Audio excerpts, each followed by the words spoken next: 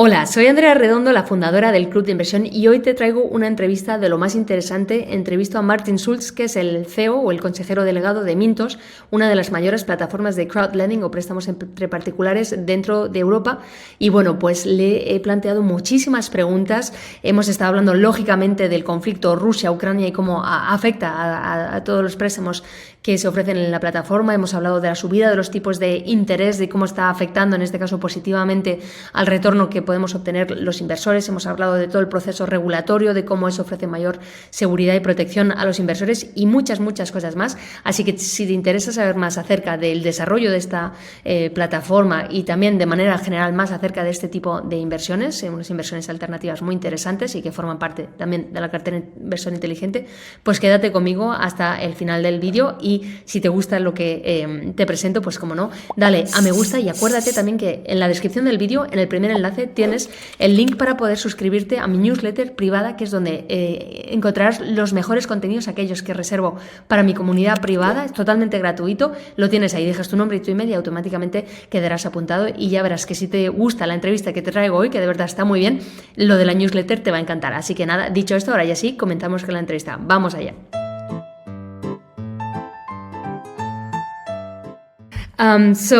Here we have Martin Schulz. Martin, welcome to El Club de Inversión.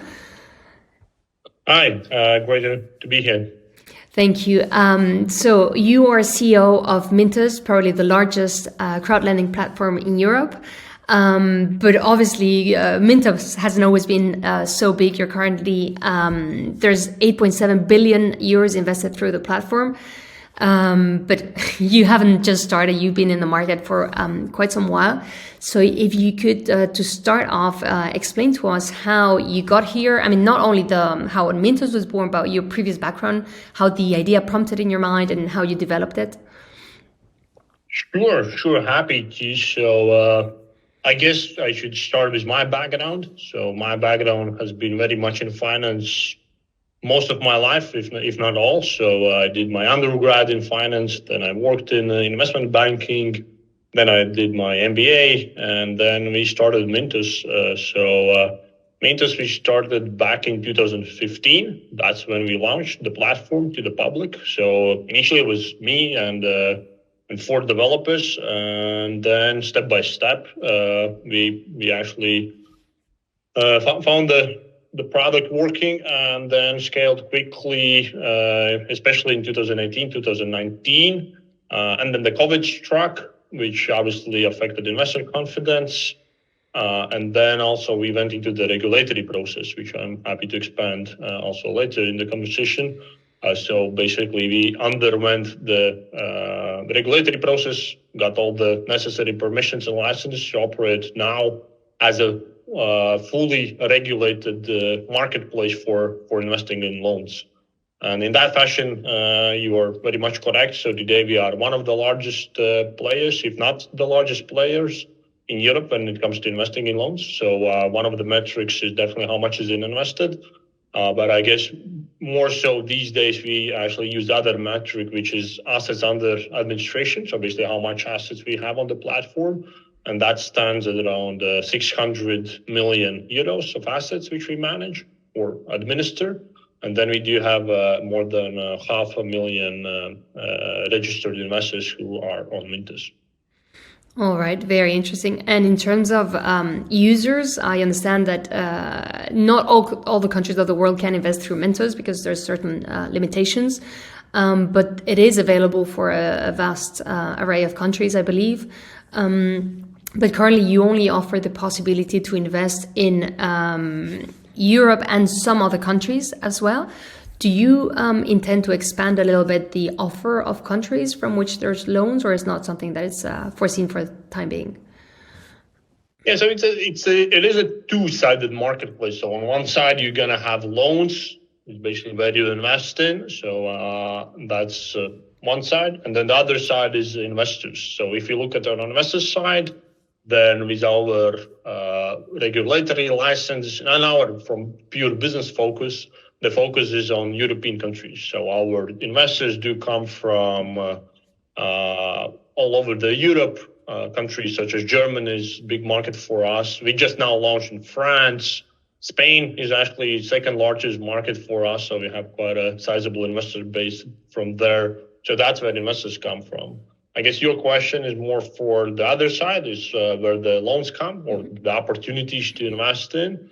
And that's actually much more diversified. So that's very much global, I would say. So we have everything from Indonesia in Southeast Asia to Kazakhstan in Central Asia, the same Poland, Czech Republic in Europe. Then we have Botswana, Kenya in Africa, and then we do have Mexico and other countries in Latin America. So it's very diversified already today. Going forward, we for sure see that there are opportunities also in other countries, so we can bring loans from other countries as well. So that's definitely what we want to build and continue building, is that on Mintos you can build a diversified portfolio of loans which you invest in, and then obviously you have you can diversify away all the specific market risks which happen in one country or the other country. All right. I don't exactly recall when I started investing in Mintos, but it surely was a long time ago. I think roughly 2016, 2017 at the latest. And of course, I have seen the platform change quite a bit in the meantime, improved both technically speaking, but also obviously all the products and loans in which you can invest. And most recently, there has been this major change with notes, which obviously is prompted by all the regulatory process you've been through. So if you could please explain a little bit, so what the current regulation is applicable to Mintos, and also how this has impacted the products you offer on your website. I think that would be very valuable. Yeah. So today we are fully licensed MiFID regulated platform. So MiFID is the main actually financial markets regulation in Europe. So under MiFID, all the banks are regulated, or the investment brokers are regulated, and other kind of financial service providers. So most of them are regulated under MiFID. So we have the same MiFID license. As a broker, how it affects our operations is that we structure the investments in certain ways. So we call them notes. The note is basically financial instrument. So that's asset-backed financial instrument, or more precisely, loan-backed financial instrument, which means that basically when you invest in the note, then the note is going to perform depending how the underlying loans perform. So each note has 5 to 10 underlying loans, so loans which have been issued to the borrowers in those countries which I mentioned, and then the note going to pay based on how those loans are repaid. So when the borrower makes a repayment on the loan, then also the note holder or investor gets their money back. This regulation, what it definitely brings to the table is, first and foremost, is all the MiFID regulation in itself. The intent of that is investor protection and transparency, and that also applies to us. So basically, there are certain procedures and policies which you have to follow. There are transparency standards which you have to follow, and those at the end of the day benefit investors. So investors are more protected, and they also have access to transparent information, and they can make better educated decision about investing or not. If in practical terms, then some of the things which I can mention is that investors get full prospectus about each opportunity on Mintos. So there's 80-page document about what risks are involved, what are the setup, and so forth. There's also shorter form paper on that, which is e-information documents. So that's also what investors get.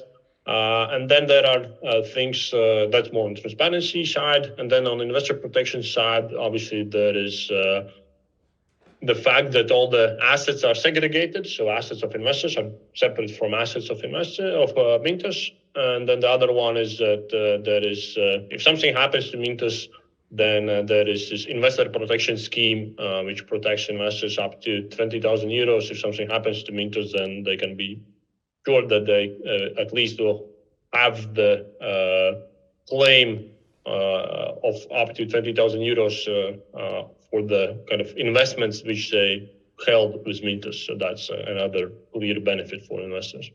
All right, good. Thank you very much. Here we're quite democratic, so I've chipped in some questions from the audience who are very much eager to know more about certain things. So the first question we have from the audience, it comes from Miguel. He's asking, well, I will read you the question is, Yep. When investing through Mintos, I have a moral dilemma. For example, I don't feel comfortable lending money at a very high interest to a poor farmer to buy a motorbike. So what's your take on this? I mean, look at the lending. The lending going to be different from country to country. So a loan which is high interest rate loan for us in more developed markets going to be standard or kind of normal rate loan in less developed countries. So if we talk about, I don't know, the same Kenya, obviously it's not that all people, and actually majority of people, can go to the bank and get the consumer loan or mortgage loan at, again, these days it's higher rates, but still they cannot get it like 3, 4, 5% interest rates. So those markets are definitely less developed. Lending there is much riskier, and the more risk, the higher the rates. So that's basically just kind of natural development of the market. So initially they do start with kind of higher risk, and then as a market or country gets more developed, then there is most of the lending most likely is done by the banks, which we see, for instance, in Germany. So in Germany, it's very, very small portion of lending is with those alternative lenders. So it's predominantly bank lending, and those obviously are at lower rates. All right. And how do you see what is going on that central banks have raised interest rates in order to try to alleviate a bit inflation? How is that going to impact the return that investors can obtain through Mintos? That has already affected. So we do see that average interest rate has increased on Mintos as well. If previously we saw that the rates are like double digit, 10%, 11, 12%, then today they are already more like 13, 14%, or even 15%. So they have increased already. So I think what happens when the central bank increases interest rate is it's basically a floor rate, so the base rate, and then that shifts rates across all kind of across everywhere. So that also we're going to see on Mintos that the rates increase when the central bank increases the rates in the economy. All right. And one question that has popped up recurrently in the audience is how the Russian-Ukrainian conflict is affecting the loans available through the platform, because obviously there is a big chunk of loans in Russia. And this have, leaded into, delays in payments. So what's the situation currently, and how do you foresee that it will evolve within the next few months? Yeah. Russia, so we have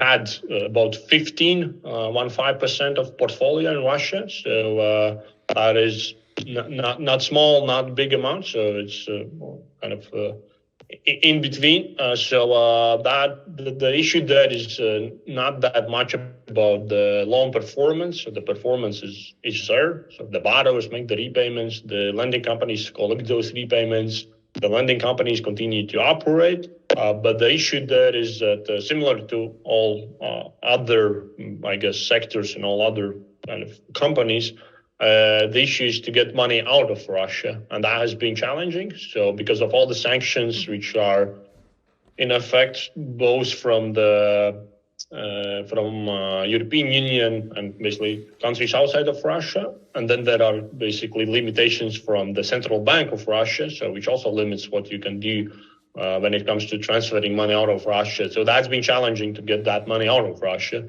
So with in total, we do have 7 lending companies in Russia. So with some, we have a good setup already. So that's functioning. So investors actually do receive repayments and we get money out of Russia.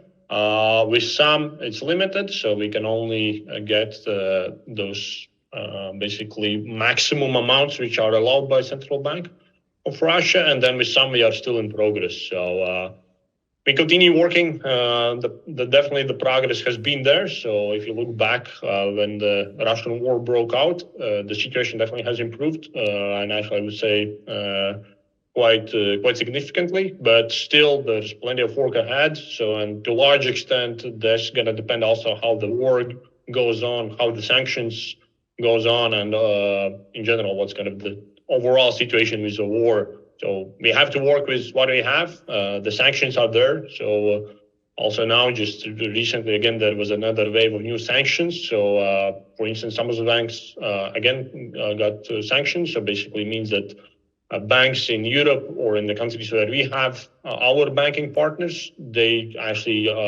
cannot and are not ready to even accept payments from Russia. So it's not like a super straightforward way of how to get those monies out of Russia in a repeatable and kind of significant manner.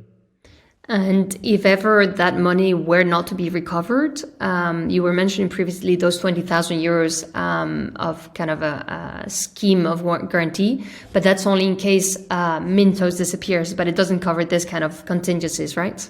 Exactly. Yeah. So that's definitely something to emphasize. So those investor protection scheme is not to be confused with deposit protection scheme. So the investor protection scheme is more in place if something happens to us as a broker, and then investors cannot locate where they have the investments, or basically the investments are still there, but the intermediary as us is not there, so then you would get the compensation. You can claim the compensation, but obviously this investor compensation scheme is not covering investment risks.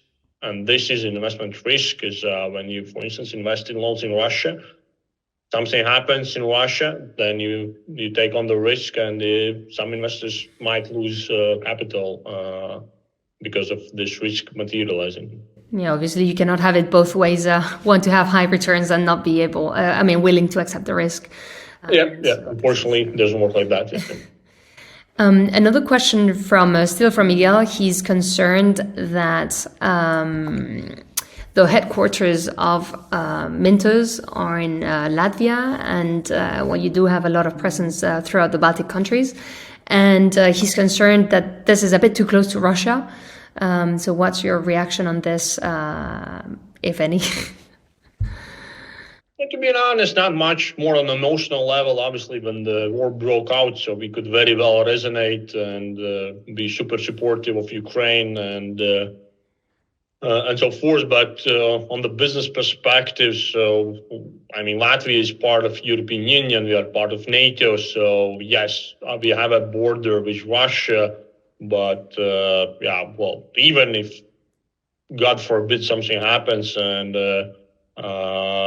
we will have to do something about our operations. So we are financial technology company. We are not bound to being based out of Latvia, so we can work remotely very easily. But to be honest, let's kind of very, very far on my agenda thinking about those things. So in day to day, yes, when the war broke out, maybe we gave a thought about it a bit, but no, not at all. So it's business as usual, and I don't see any meaningful risks about that. All right. We have a question now from Jordi, who asked you if you've given a thought about encouraging the capital increases in Mintos of different clients based on bonuses extras, as some of your competitors do. So apparently other companies or platforms, they increase the return based on, like, if you have 5,000 invested, 10,000, 20,000. Is that something you foresee happening eventually? Not necessarily, because what we believe is actually we want to create a platform which is fair to any investor. So, and that just the fact that somebody invests more, we don't see that that would be fair to smaller investors. So we see that the returns are solid for the risks investors take anyway. So, and extra basically a return for larger investors would beat the purpose in our opinion. So we believe that Also, a small investor is an investor, and just the fact that they start small doesn't mean that they shouldn't earn the same return. And at the end of the day, it's also, I guess, opposite to other platforms. It's not us who are deciding the rates, right? So we are a marketplace in between, but it's basically the lending companies which put those loans. They decide on the rates. So it's not Mintos deciding on the rates. All right. And the next question we have is about the buyback guarantee. Obviously, with all this delinquency rates going up, do you foresee the possibility that certain lenders might go bust because they cannot, face all those undue payments from Russia or Ukraine and so on, and that therefore they go bust, and that impacts the investors? Have you considered that there's a possibility, and is there anything you're doing in this respect? That is certainly one of the risks, but that's not that it would be elevated today. So we definitely saw some of the lending companies struggle, and some of them also going bust after the COVID. So that we saw for sure. So that also resulted in more non-performing loans and some bad debt for investors. But today, there's no signs that there's any elevated risk. But that is one of the risks which investors have to take into account when they invest and when they seek to gain like double-digit returns. Obviously, there are risks, and this is one of the risks, is that lending companies can go out of business and they cannot fulfill this buyback obligation. But today, also in Russia, the lending companies are actually, if anything, working in a working very well. So it's not a problem of them not managing the business. It's a problem of getting money out of Russia. It's not about the lending companies or the borrowers not being able to repay the monies.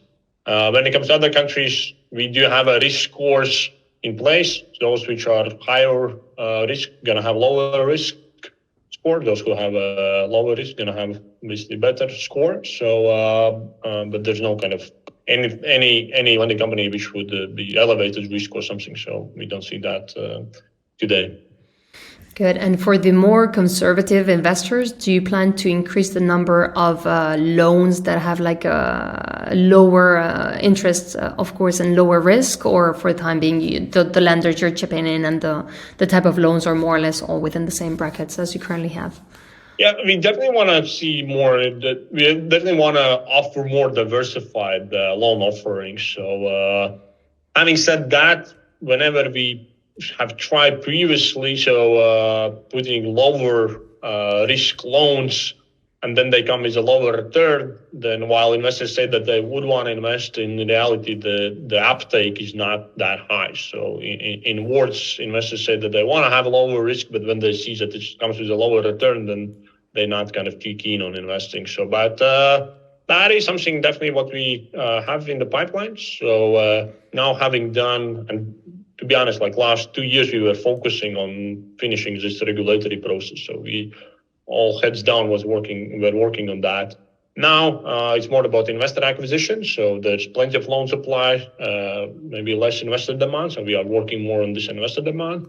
Once that equalizes, then we definitely gonna also bring on new lending companies and new loans, and that will also involve lower risk and lower return. So that always goes hand in hand. So if you have a lower risk, you're going to have a lower return as well. And for us, we're happy to provide that, of course, given that investors invest in those loans. All right. We have yet another question in relation to Russia. Someone else asked about the originator called Kviku from Russia, which is as well in areas, and he's asking how precisely the recovery process is going to go for that originator, given that he seems to have quite a bit of a chunk of money invested in that one. Yeah, I guess I can comment in general, so about each and every specific. So the best is to actually go to our website. So we publish regular updates for specific kind of lending companies and specific cases, so you can get all details there. If we talk in general, then each case usually is very specific, so depends on specific situation. In Russia, again, so as I said, so it's more about finding those ways to get money out of Russia and to transfer meaningful amounts across border. And with Kviku, that's still in progress, so we haven't found, and basically this case is still, and it's going to be work in progress anyway. So any of those recovery cases, they don't solve like easy and in a very short period of time. It usually takes time. So that's basically the same also with Kviku. So we see that it's going to take time, and we continue working on it. All right. And we have Juanma, who's concerned about something that is also recurrent, taxes in relation to this investment.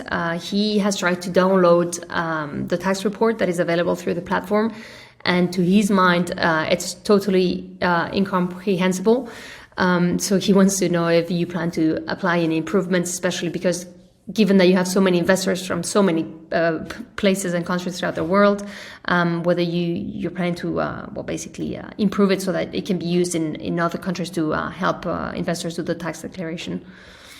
Yeah, for sure. So this is actually very valuable feedback. If investors find that the tax report could be improved, definitely reach out to us through investor service team or in any other way. We also do have specific threads in our investor community on Mintos website, so you can also post that. But that feedback is very much needed also for us, because as you say, so there's many jurisdictions, and obviously we don't know each and every to the very detail in what way the investors would want to see the tax report. So I would really suggest to give us the feedback, and that feedback going to help us to bring the tax reports in the way that is needed for investors.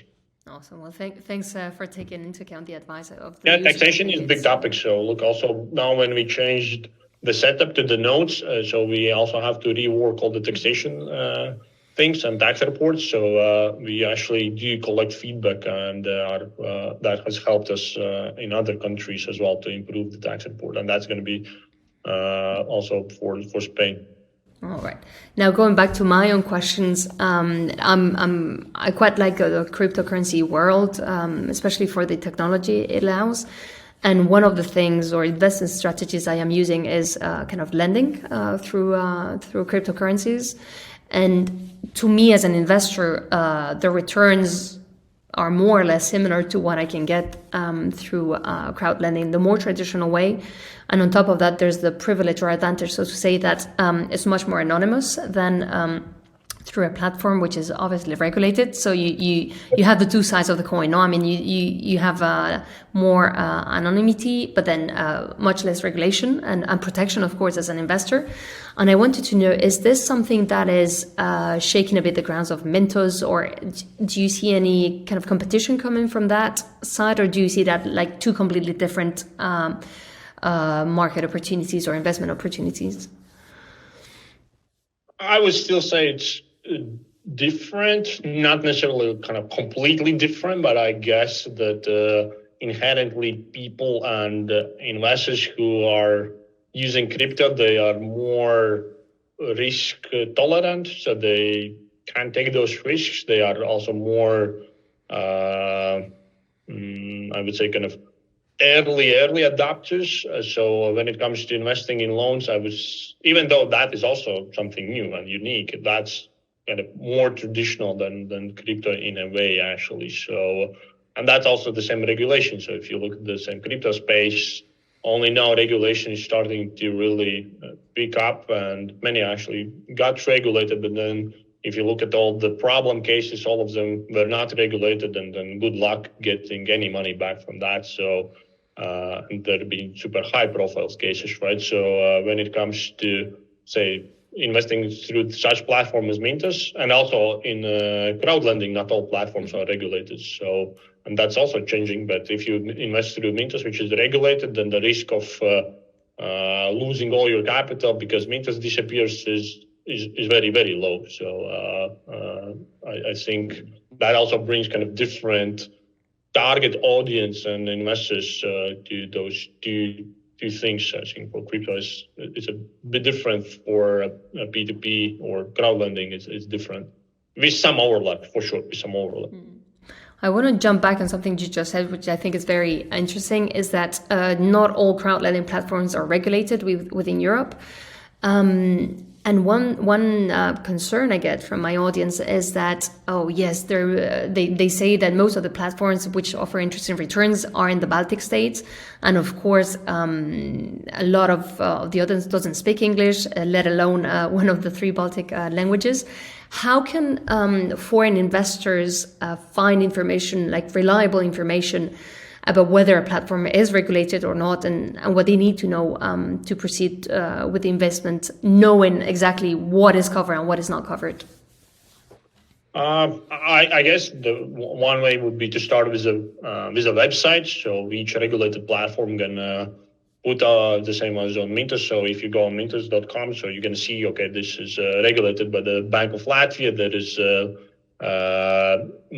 number of the license number, so you can check in the public registers, and then you can go from there. So when it comes to Mintos, so the license, actually the fact that we are out of Latvia plays some role, but not actually that significant, because our license is MiFID license, which is European-wide license.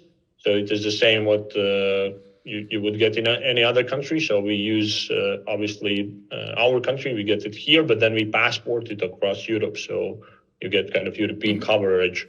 But yeah, for other platforms, if they are not regulated, obviously you're going to see on the website that, well, they're not going to put any information about the regulation. So one would be the website, and the other one would be public registers of those countries. So for instance, in the same, if you look at the platforms which are based out of Latvia, you would go to Bank of Latvia, and then you can see which companies are registered and licensed and which are not. Good. And any final advice as to any investor who wants to jump into crowdlending and doesn't really know yet exactly how it works? Is there any, I wouldn't say advice, obviously, but any tip as to how to get the most of their investment? I mean, having a good balance between risk and return.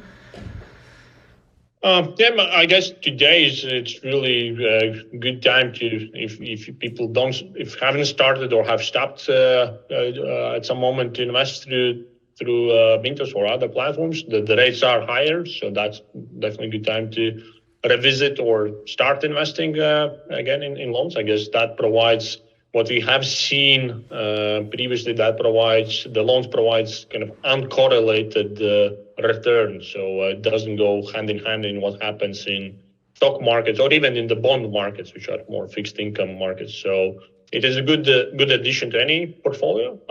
What I would advise is to obviously diversify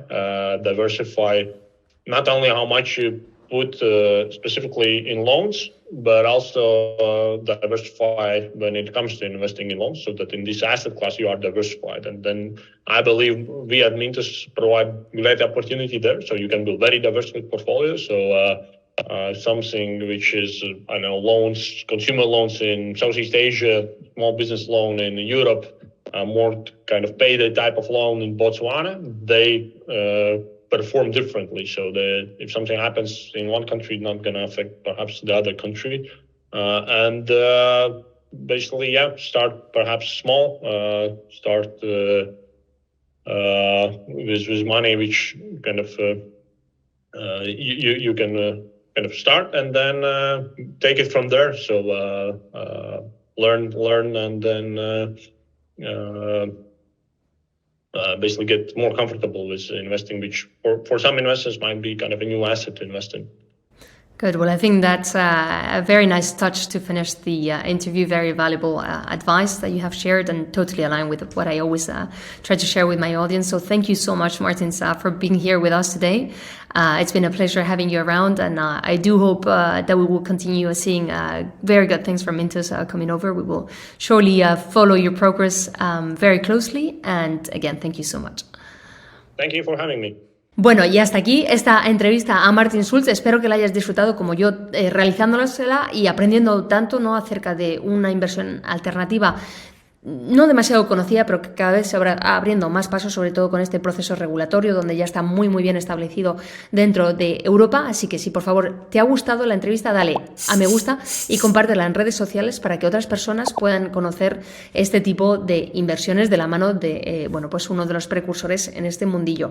Además, dime en comentarios si conocías Mintos o no, y también importante, ¿a qué otras personas te gustaría que entrevistara en el canal? Porque siempre tengo muy en cuenta vuestros comentarios, vuestras peticiones, así que te leo en comentarios.